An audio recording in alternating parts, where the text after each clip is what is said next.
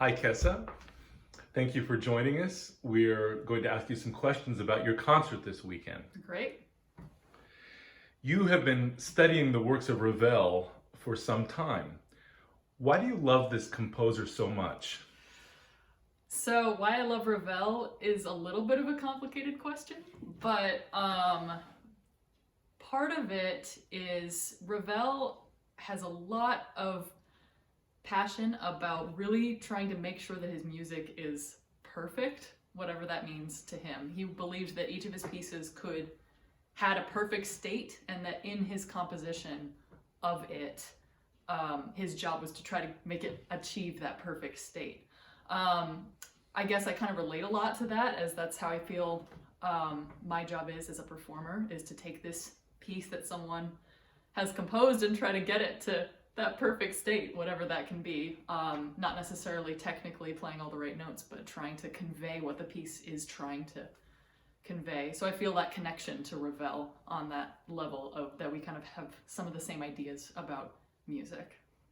That's awesome. Tell us, how did you decide what to include in this weekend's recital? So with each concert that I do, I spend a lot of time thinking about the repertoire. I want all of the pieces to have a meaning as to why they would be on the program. For this weekend's recital, we're doing a new trio by Dan Montez for piano, violin, and clarinet about the Red Sea, which is so interesting.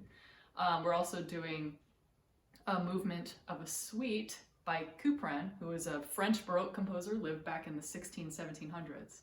And then we're doing three great pieces by Ravel, Tombeau de Couperin, which is for solo piano, and Scheherazade, which is for voice and piano, and the Second Violin Sonata, which is for violin and piano.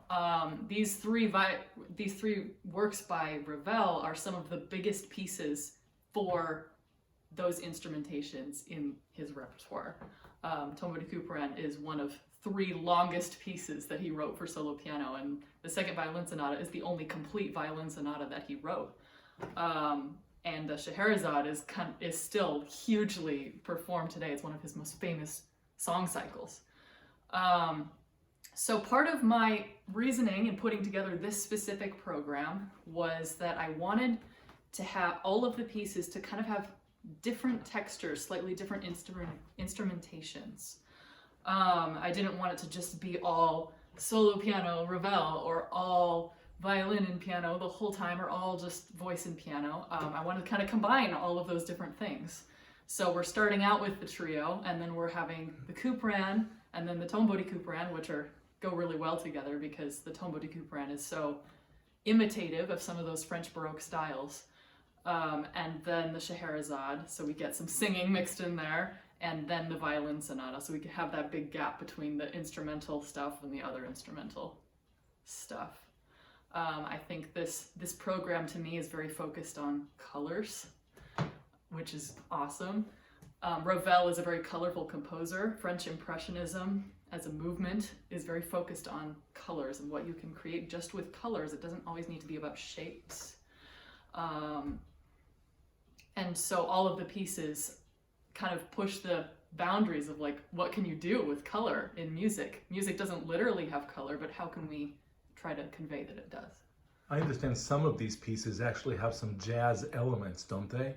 Yes. So Ravel, some of these pieces that he wrote, specifically the most jazzy thing on the program, I think, is the second movement of the violin sonata. It's literally titled Blues. The whole time we've got this funny harmony and the violins going this da da da with all these slides. Ravel was very inspired by jazz when he came to tour in America, and there's a lot of his very late works, which this is one of them, that are very imitative of some of these jazz styles, not so classical. What are your long-term goals with this composer? Well, I want to play everything that he wrote. So obviously I'm not going to play the stuff that he didn't write for piano. I'm not going to play the solo violin stuff. That would be ridiculous. I'm not going to learn to play the violin for that. But everything that is solo piano, all of his chamber music, all of his art songs, anything that has any piano instrumentation written, I'm gonna play it. My goal is to try to get all of that done within the next 5 years. So crossing our fingers that I can make that work. What do you hope that people will take away from this concert? I hope people can take away that these composers were real, and that their music, even though some of these people have been dead for a long time, some of these people are still alive, that when someone lived doesn't have to create a boundary of whether or not we can appreciate and understand their music. I really hope at my concert I will be talking about all of the pieces to try to make them more accessible to everyone. So speaking of becoming accessible to normal people, if someone doesn't know a lot about classical music, why would they want to come to this concert?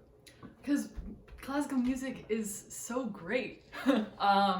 I have a lot of passion for this music that I'm playing, and I believe that the only reason that someone might not like classical music is because they might have this perception that it's super like hoity-toity or only for really rich people, and I just don't think that that needs to be true. I think part of my job as a performer is not just to play the music, but to bridge that gap between the music and the audience member. If I can't do that, then I have failed in my job. So that I hope that I can bridge that gap and have people walk away thinking like, I think I understand a little more now. Thank you so much for talking to us today.